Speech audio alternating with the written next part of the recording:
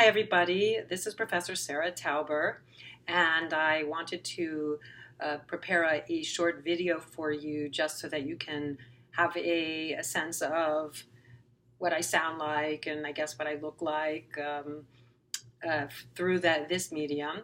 And when we get together in November, it'll be another chance to do that. And in between those times, I hope to have another video or two as well. I find that in asynchronous online learning, having some kind of visual voice presence can be helpful, at least for some people. So we are now getting into to the meat and potatoes, if that's the right word. Maybe I should say tofu and something else of our course. And I'm really appreciative of your full and reflective responses to the two prompts.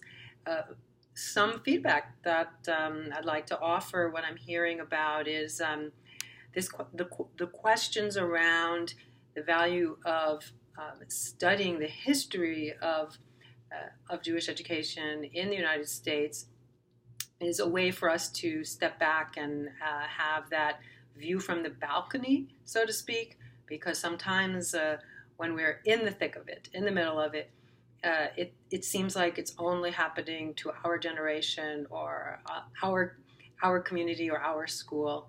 And this is a way to have a different lens, a different angle, get on the balcony. I think that's the 7 Habits of Highly Successful People.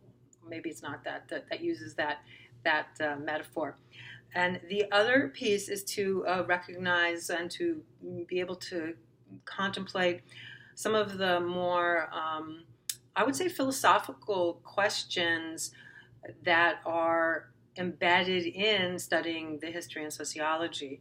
One of them that I see coming up this week for all of you is what kinds of dispositions, that's a sort of fancy philosophical term, I guess, but I like it. It's sort of what kind of an orientation to Jewish life and to the relationship of one's Jewish life and Jewish culture, Jewish heritage, Jewish practice to the broader world in which we live, both as a human being and as an American, both internally and externally, is the responsibility of a Jewish education, or perhaps the aspiration to cultivate what kinds of dispositions.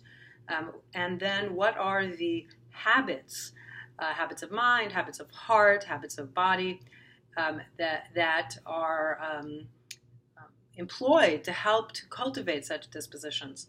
And then what are some of the skills, the skills that are the micro part of the process that are cultivated as well towards the goal of the big picture. And these are very complex issues to have to deal with. I also would like to just suggest that as day schools in the world outside of Orthodoxy and the Haredi world are declining. So they may have had a heyday and now they are struggling. Many of them, at least, not all of them, but many of them. So this returns us to fundamental questions, if they ever went away, which I don't think they did, about what is the context and the content and the orientation of an education that is not an immersion experience for most young people. Certainly camp is, but we'll get to that in a few weeks. The other thing that I wanted to pose to you is to invite you to think about Jewish education also as relationship.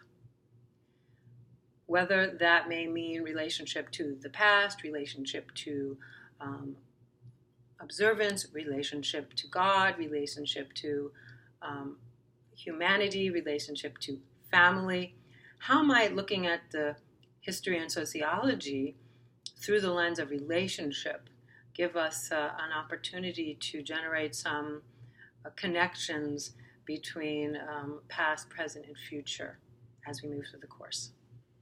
Wishing you a good rest of the week and looking forward to the new session posts.